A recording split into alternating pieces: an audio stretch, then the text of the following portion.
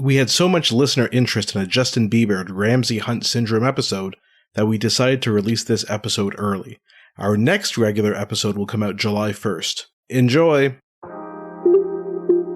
Today we'll be discussing pop superstar Justin Bieber, and we'll be discussing his recent diagnosis of Ramsay Hunt syndrome.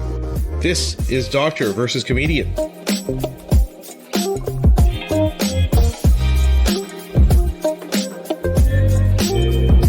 I'm Dr. Asif Doja, and this is the Doctor of Laughs. Not a real doctor. Or a real pop star. Or a real pop star. Ali Hassan. Every episode I pick a topic for Ali from comedy and entertainment, and I question him about it. Then Ali picks a topic from medicine and health and grills me on that topic. Pop superstar Justin Bieber was recently diagnosed with Ramsay Hunt syndrome. Today we'll chat about Justin Bieber, and then we'll discuss what exactly is Ramsay Hunt syndrome.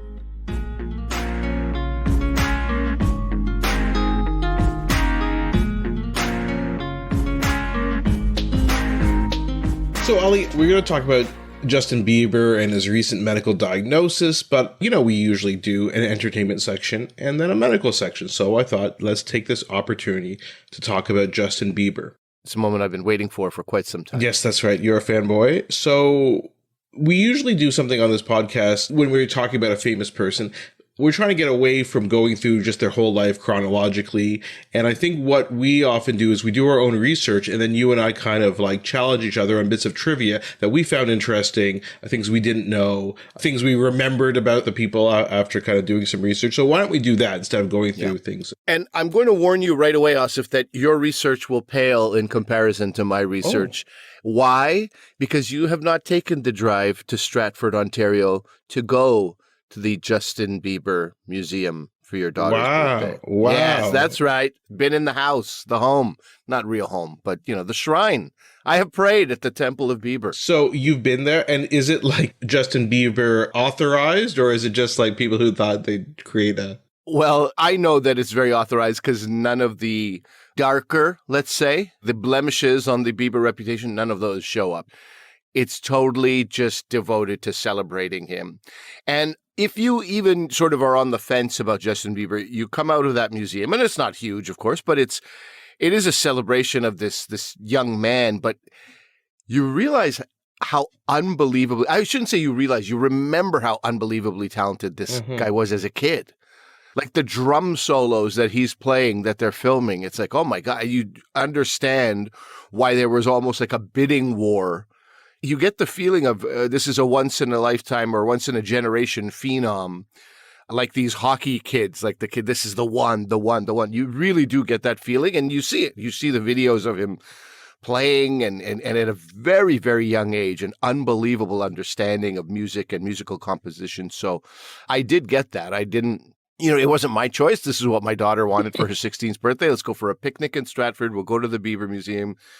And the whole family went, and it was all right. It was okay. A gift shop? How's the gift shop there? Gift shop was all right. We came out of it without having spent anything. I was accused of making, tasteless jokes, of course. I was I just sat on the same toilet that Justin Bieber. And my daughter was it's a public washroom in the museum, Dad. Just stop that. There's that. Well, you don't know he didn't use that washroom. I don't know he didn't, is what I should have said to my daughter. Exactly.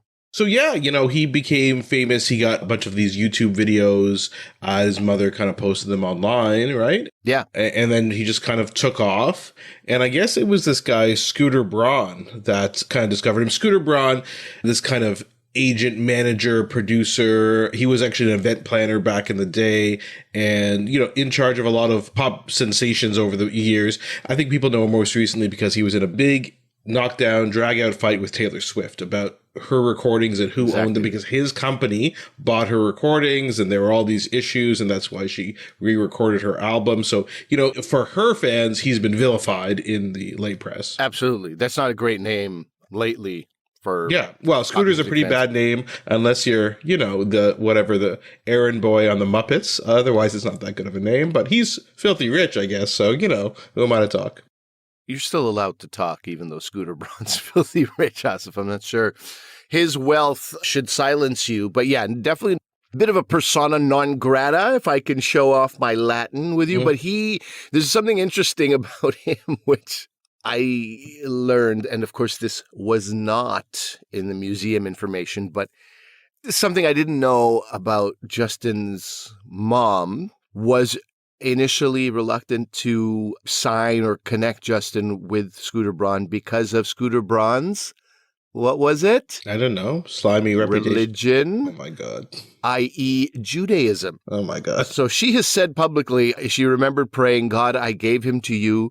You could send me a Christian man, a Christian label.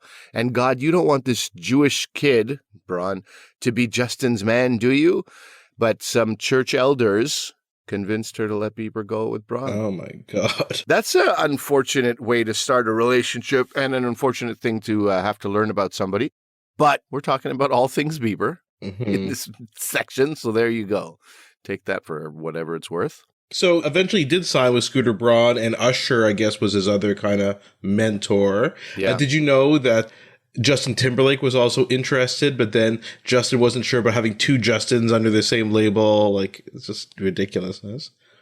So Timberlake. So Bieber exploded into. I just got them. Oh my God! Confused. Oh no! Oh my God! They were right. I'm so they dumb. were right. So Justin Bieber exploded into popularity, huge hit singles, and as often happens with these young stars, whether they be TV, movie, pop stars, YouTube stars, now starting to get in trouble with the law. You know, kind of very unusual behavior, let's say, to be charitable to him. You know, just did some crazy stuff. So in 2014, for example, did you know this? He was arrested on a DUI charge. More than 270,000 people petitioned the White House and wanted to have him deported from the United States. I definitely did not know that. There's a minimum amount of signatures needed that require an official response from the White House. Yeah. And this met that criteria. I think it's 250,000.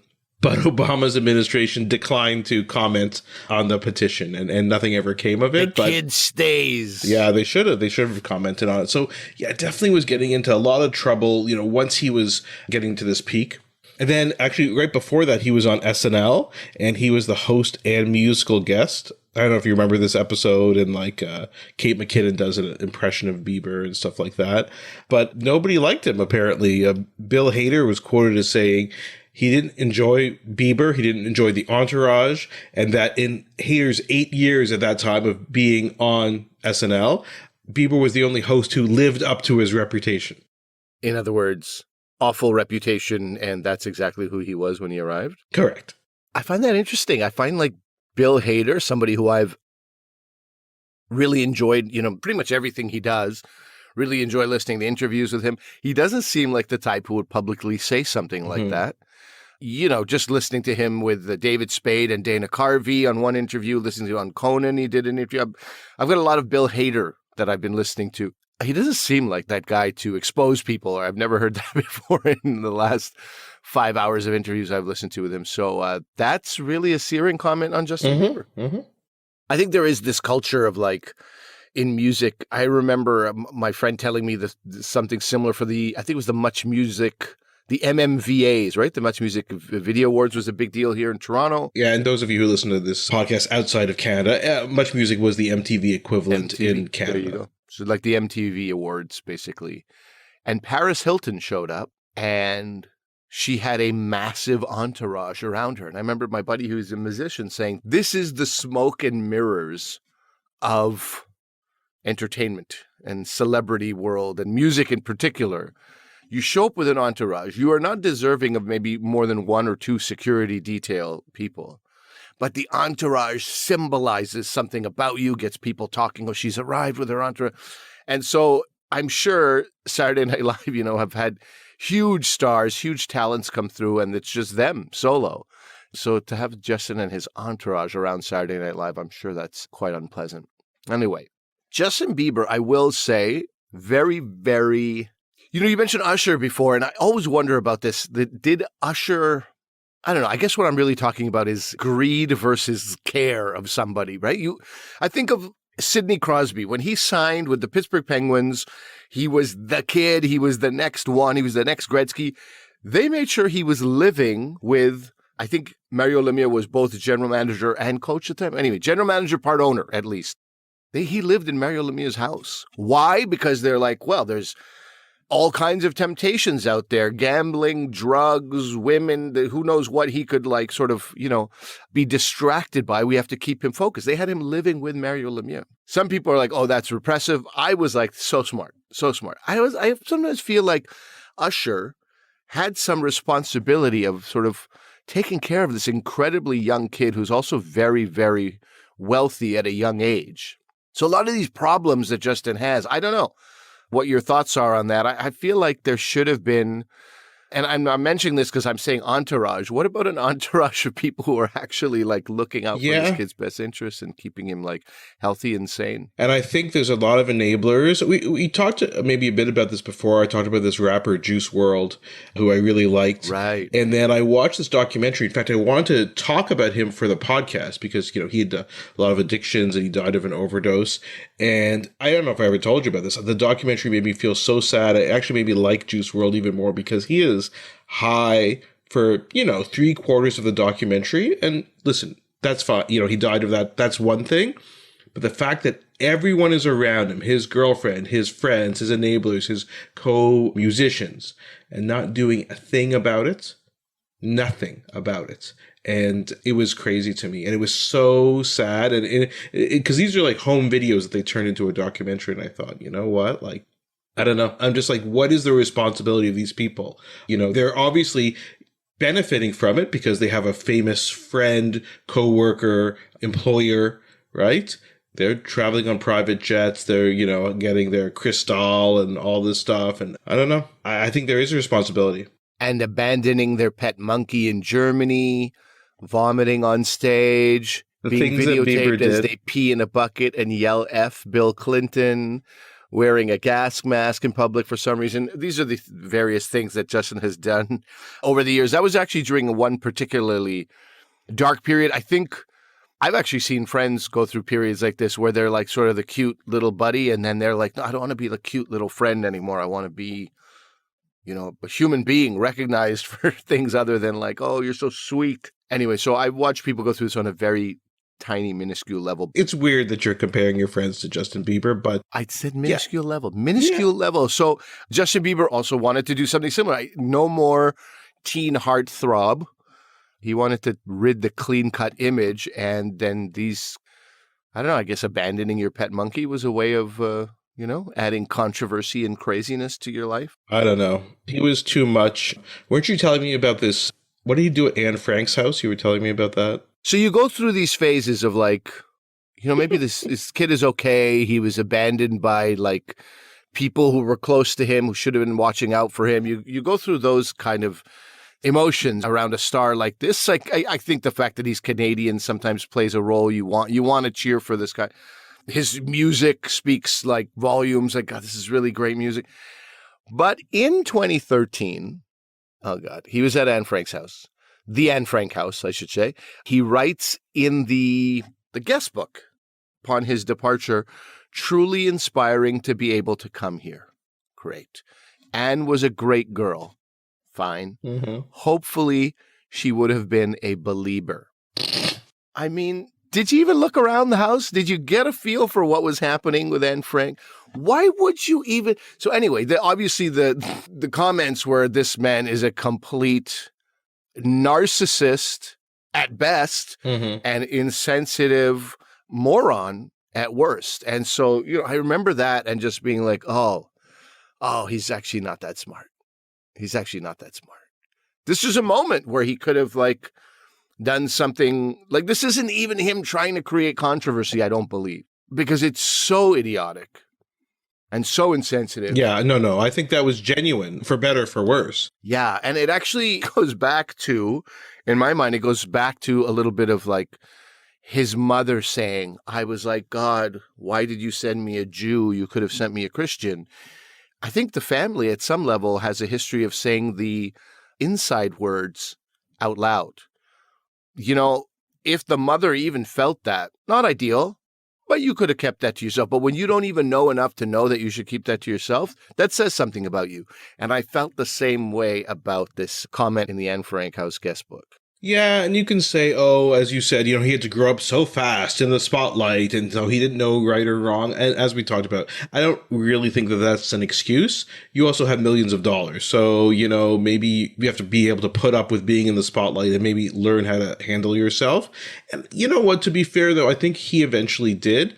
He has done some good things, and I think he did that some terrible stuff actually throughout his career, and I think he's really mellowed over time. But if we go back a bit, when we had the huge typhoon in 2013, he traveled to the Philippines and raised $3 million to help with relief. That's the good thing you were talking about. I thought you were going to say he did a really good thing, which is release a remix of Despacito with Puerto Rican singers Luis Fonsi and Daddy Yankee. Okay, yes, 3 million is actually quite good. I didn't know about that. Yeah, he got a star on the Philippines Walk of Fame.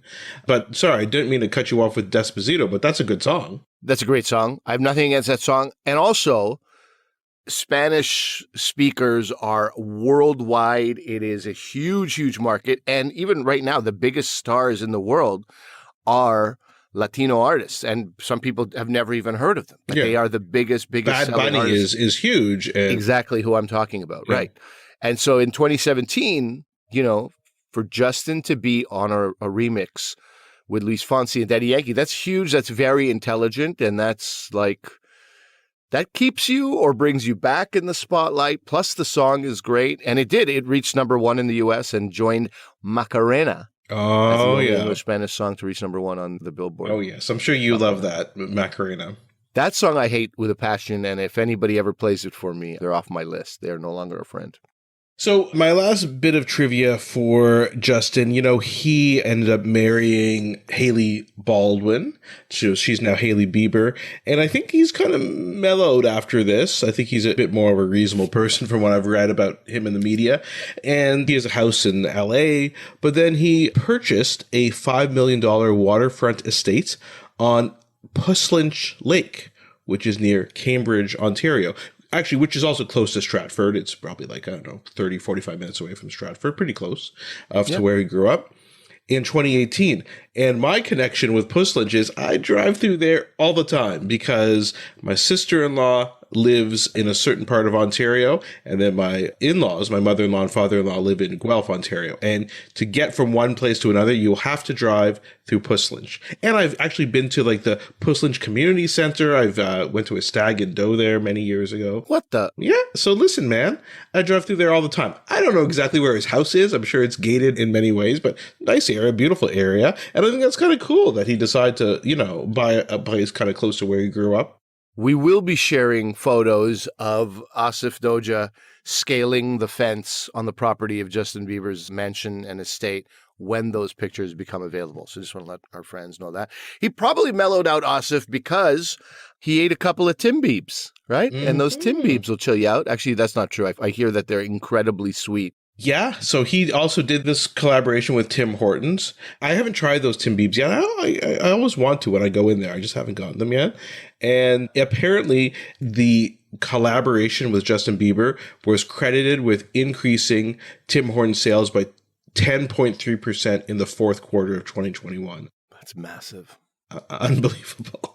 Yeah, whatever they paid him was probably exactly very smart. So you see these kind of things, these smarter business ventures. Then he had this new album that came out recently, and he's going on tour again. He hasn't toured in quite a while, I think, because of a lot of these issues that were going on with him. So I think he's kind of, on the rise again. Not that he ever fell, but, You're a believer. Again, there you go. Do you like his music, by the way?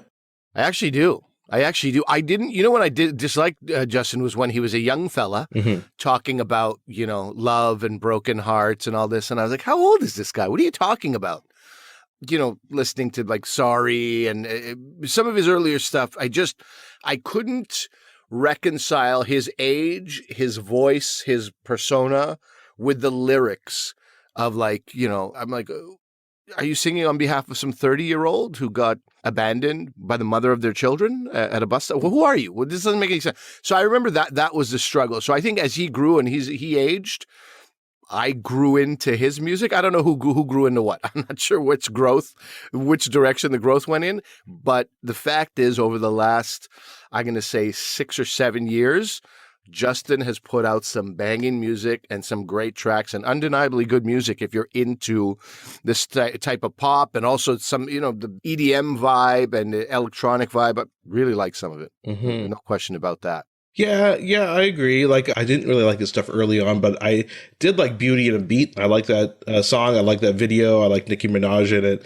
And then I kind of didn't really like his other stuff. But I'd say the past 4 or 5 years of music he has. I like Sorry. I think it's a good song. It's overplayed, but I like it. I like Love Yourself. That's a great song. Ed Sheeran was involved with that.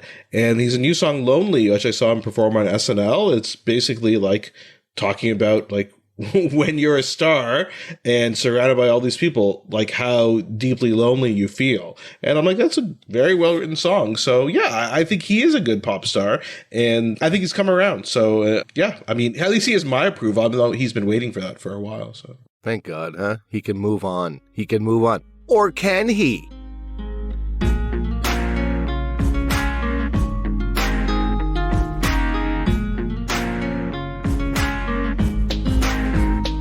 Yes, Ali, you left us on a cliffhanger before the interlude music. That was very exciting because what is the problem with Justin Bieber right now? Well, okay, so listen, let me tell you how much I sacrificed for this podcast, Asif. He canceled some Toronto dates, well aware of that. There's some issue with him not feeling well, right? This is what he said. He wasn't even 100% sure what it was that he was feeling, but he definitely canceled dates. And so a lot of Toronto fans, I think they went to the venue based on what I saw on Instagram. I know people who went to the show and then were like, please don't ask me how the show was. Justin had to cancel. So we're talking about some last minute canceling. And because of Justin's past, you wonder, is it, related to, I don't know what, drugs, alcohol, this kind of behavioral stuff. You have to wonder, you're inclined to wonder. It turns out it is because of something much more serious, I believe, called Ramsay Hunt syndrome. And I, Asif, don't know what that is. Why? Because I wanted to be everyday Joe asking you the questions. And my wife was even yesterday, she's like, you have to see the video of his face. Look at this. And I'm like, no, I will not. I will remain ignorant because that's what Asif and the people demand of me. So I'm coming here with a lot of questions. I don't know what Ramsay Hunt syndrome is, and I would like to know what it is. I would like to know how it affects his future. Is it temporary? Is it forever? Does it get worse? What does it look like? Lots of questions. First, let's start off. What is Ramsay Hunt syndrome? First of all, it has something to do with Ramses from Nacho Libre, the villain. And that's one of my favorite people. That's one of my favorite references. So I'm a little bit disappointed in that. Ramsay's, I would recommend everybody go out and watch. At least you're not singing the song that Jack Black sings about Ramses at the party right now. Ramses does not smile at the party. Anyway, listen, it's like a cult classic. It's not for everybody. Some people might watch it and be like, this is what you enjoy, Ali Hassan? But I really do. It's a family movie. It's the best. We introduced it to the Dojas. Yeah. They signed off on it, right? Yeah, I think my kids thought it was weird, but that's okay. Yeah, good weird. Okay, Ramsay Hunt syndrome. So it's a bit confusing. So we got to take a step back because just to make things confusing, there are 3 Ramsay Hunt syndromes in neurology and in medicine. They're all named. So Ramsay Hunt, you think, oh, there's a guy named Ramsay and a guy named Hunt, and they describe these together. No, one guy, James Ramsay Hunt. Neurologist. And they're 3 significantly different things? Completely different. They have nothing to do with each other. Unbelievable. You know what? I have a bone to pick with medicine about this because you guys did this with herpes as well, right? You did this with herpes. There's a herpes zoster that has nothing to do with the other herpes. Dude, and that's like, dude, what? I know. We're going to talk about zoster very soon. This is all related. Yeah, dude, it's all related. Anyway, no, listen, it's even worse. These are eponyms, right? Named after a person. And so... Oh, there's no Joe Herpes? Herpes is not a person? No. Anyway, so... Hey, I remain ignorant for the people. All I'm saying is, couldn't Ramsay Hunt just have been happy with one disease? Oh, no, I'm going to name 3 after myself. I don't even know if he named them after himself. So Justin Bieber has Ramsay Hunt syndrome type 2. So let's talk about the other 2. In fact, Ramsay Hunt syndrome, I had a friend whose brother's daughter, so this is like, anyway, a bit removed, messaged me like, oh my gosh, my daughter has Ramsay Hunt syndrome. And I thought it was the pediatric neurologic Ramsay Hunt syndrome. Which you would because you are a pediatric neurologist, right. So why else would they? Yeah. But she had the same one as Bieber, so it was not bad because the Ramsay Hunt syndrome type 1 is also called Ramsay Hunt cerebellar syndrome. The cerebellum is the back part of the brain, controls our movement. So when you get this disorder, you can have ataxia, so imbalance, like you can't walk properly. You get a tremor of your hands. You get what's called myoclonic epilepsy. So it's a special type of epilepsy where you have jerks of your body constant all the time. So it's very hard to even function because you have these jerks of your body all the time. And then you get a progressive dementia and decline over time. And this occurs in kids. Oh my gosh. So if anybody thought Justin Bieber had that, right, very like concerned. A super fan would have been just sort of like collapsing internally, being like, we've lost Justin to the world. So this, to be clear, this has nothing to do with that other than the name is the exact same as the other one. And just, for my pediatric neurology colleagues who listen to this podcast, Ramsay Hunt syndrome, it's one we always read about in textbooks and we have all studied. So we all know about it, but it's extremely rare. I mean, I've never seen a case of it. And I think there's some suggestion if you read some of the more recent literature that maybe Ramsay Hunt was just combining a whole bunch of different similar diseases together. And there's a more recent publication which says, maybe it's due to this different kind of genetic disorder. So anyway, that's Ramsay Hunt syndrome type 1, which he does not have. Then there's a type 3, which I never heard of until I started doing research for this particular podcast. And it's a neurologic disease. So it's crazy that I never even heard of it before. In our hand, we have a bunch of nerves that supply our muscles and sensation in our hand. One is the median nerve, and if you get compression of that, that's what carpal tunnel syndrome is. So, you get that pain in your hand, tingling in your hand. But we also have the ulnar nerve that goes into there. And if you get compression of the deep palmar branch of the ulnar nerve, so deep in your palm, that's called Ramsay Hunt syndrome type 3. It's also called Hunt's disease or artisan's palsy, because if you use certain tools all the time, it's kind of a repetitive strain injury. And in fact, there's an interesting article from years ago where it talks about cyclists, because people who are really into biking and triathlons and stuff like that, you can imagine if they're holding the handlebars a certain way, it may put pressure on the palm of your hand, right? And compress the ulnar nerve in there. As far as you know, no connection between, because it's artisans, as you said, right? It's also named as artisan's disease. Any connection with musicians? No, and it has nothing to do with his type of Ramsay Hunt syndrome. We reiterate, also nothing to do with, okay. Well, I just thought that would make it even more complicated because a guitarist, right? Yeah. Pressing your palm into the back of a guitar, you just, it could. Not that I've heard of. I mean, my friends who do this kind of neuromuscular muscle and nerve disease, who do this type of testing, they've seen it, but not that I could come across. Okay. And now we get to the Justin Bieber type. Ramsay Hunt syndrome type 2, a.k.a. Justin Bieber type syndrome. Right. I don't think that's what it's going to be named, but... Yeah, maybe we should just rename it after this to make it more clear. So listen, this is a type of facial palsy. So the facial palsy that you've probably heard about the most is Bell's palsy, right? You might know people who've had this, so that we get paralysis of one side of your face. We don't know what causes Bell's palsy.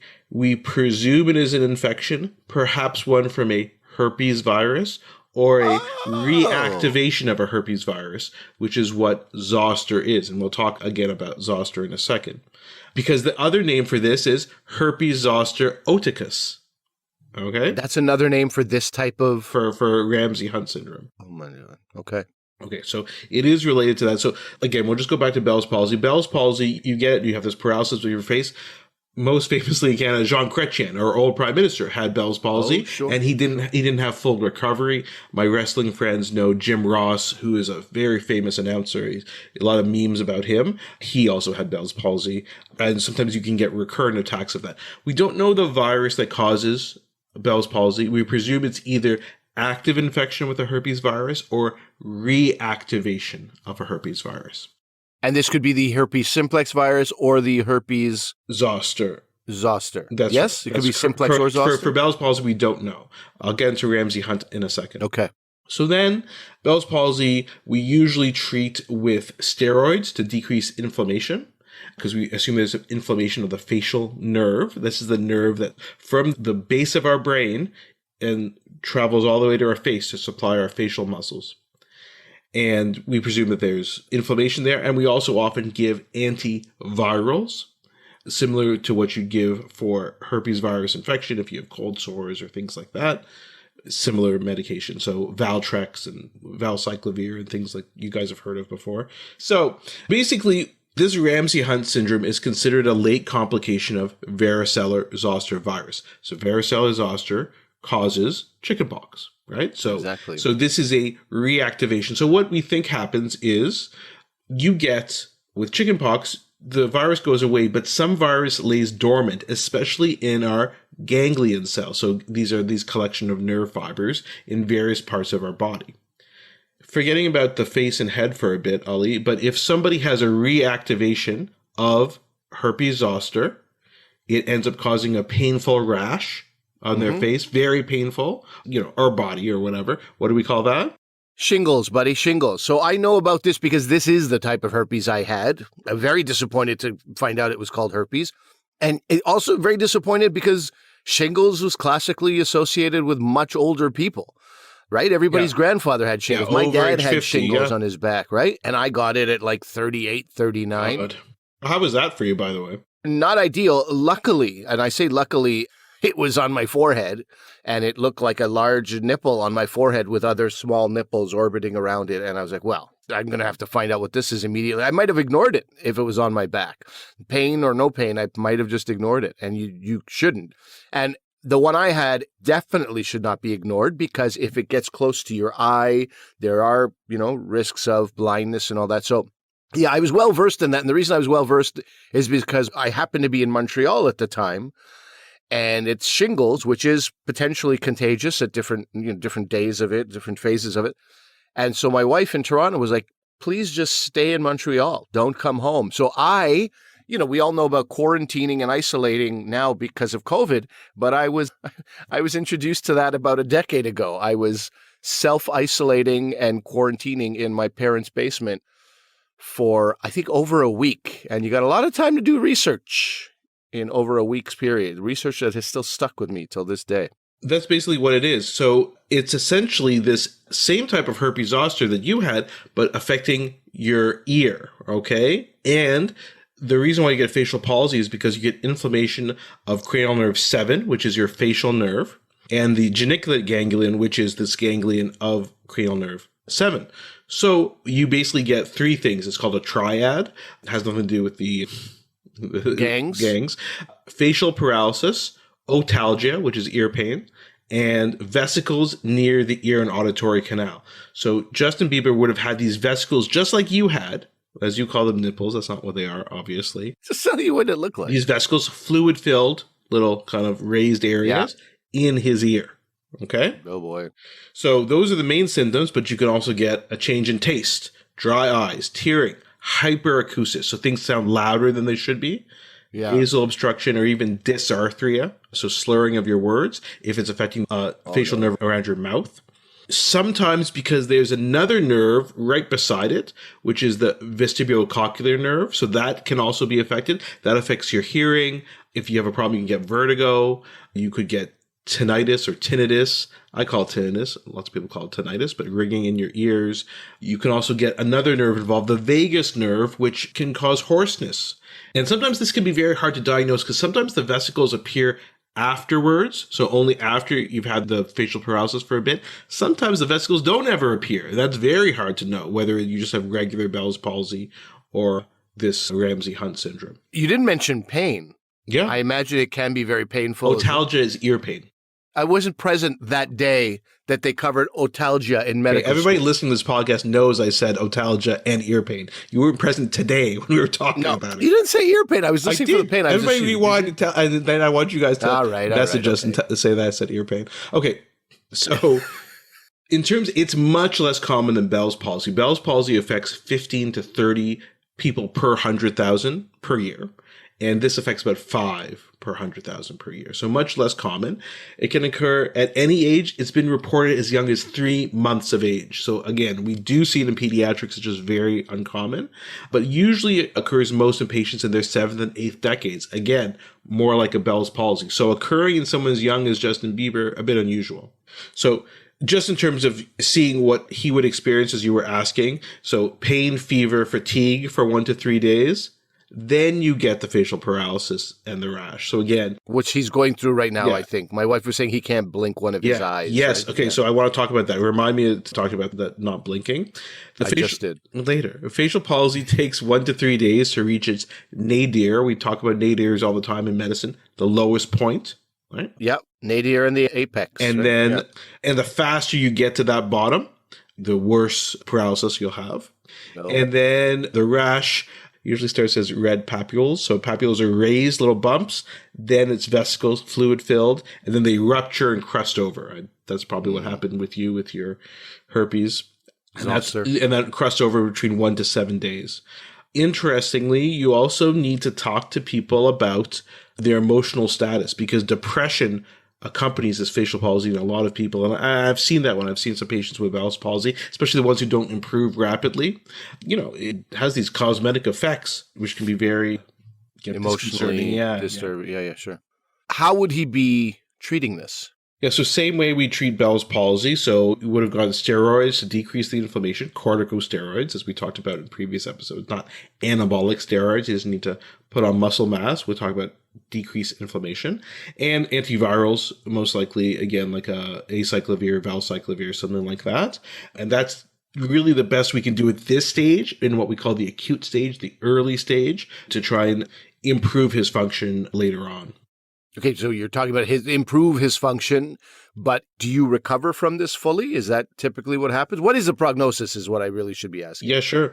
Yeah, it has a worse prognosis than Bell's palsy. In Bell's palsy, over 90% of people recover completely. So that's a pretty good prognosis. Sometimes it takes a while. Most people for Bell's palsy recover within the first month or so, but some people can take several months or a year to recover. So Bell's palsy, I always say, you need to watch over time. But Ramsay-Hunt syndrome, only 70% regain normal or near normal facial function. Oh, no. You also have something called synkinesis. Okay. Synkinesis is when you have repair of your nerve, and it repairs over time, but it kind of miswires a bit, is one way to think about it. So now when you smile, your eye blinks. Okay? So you can't separate these things.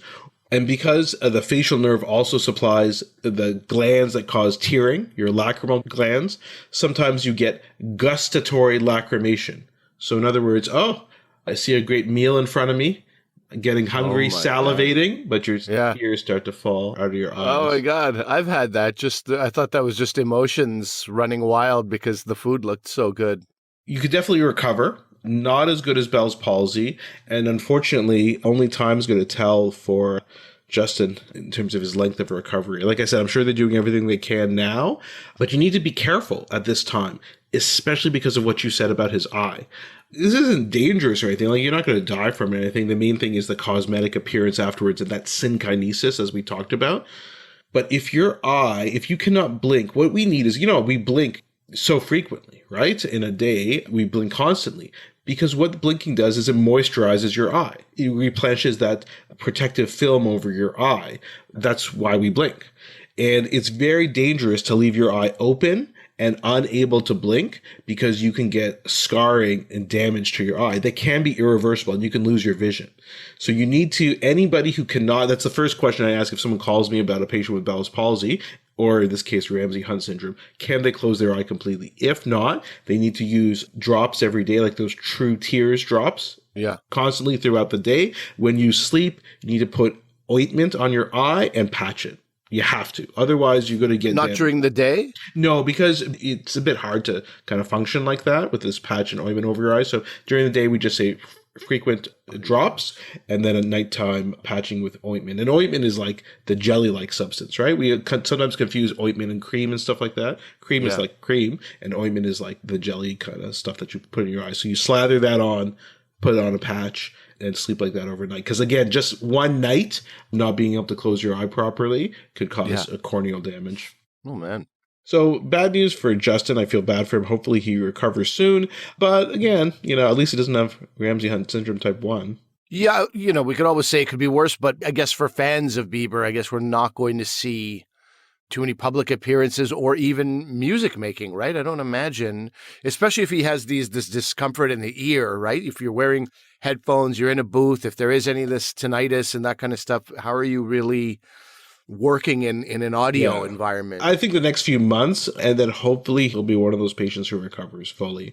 So again, you don't wish this on anybody, so hopefully he'll have a good recovery.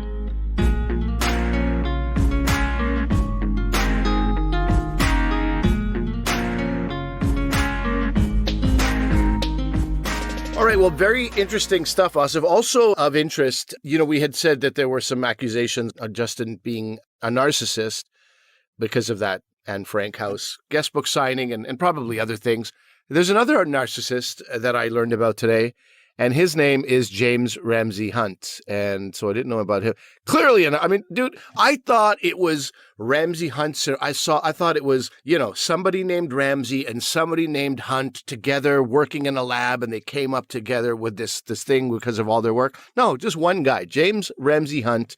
Long dead, 1937 he died, but he leaves a legacy of narcissism for sure. And I apologize to you, Asif. I'm sure he's one of your heroes, given that he's a famous neurologist. Yeah, he's more of a minor neurologist in the grand scheme of things. And of course, you know what? Maybe it's good because everyone would have forgotten him if he didn't name, 2 diseases and confuse everybody, or 3 actually now with the ulnar neuropathy. So hopefully you guys found this interesting. Let us know what you guys thought about this episode, about Justin Bieber, about Ramsay Hunt syndrome and all the different types. Reach out to us, drvcomedian@gmail.com, Dr. V Comedian on Twitter, Facebook, Instagram. As I always say, we are everywhere. And remember that although I'm a doctor, I'm not your doctor. Medical issues we talk about are for your interest and information only. They're not medical advice. So Justin, not medical advice for you. Please consult your medical professionals for actual medical advice. Thanks for listening.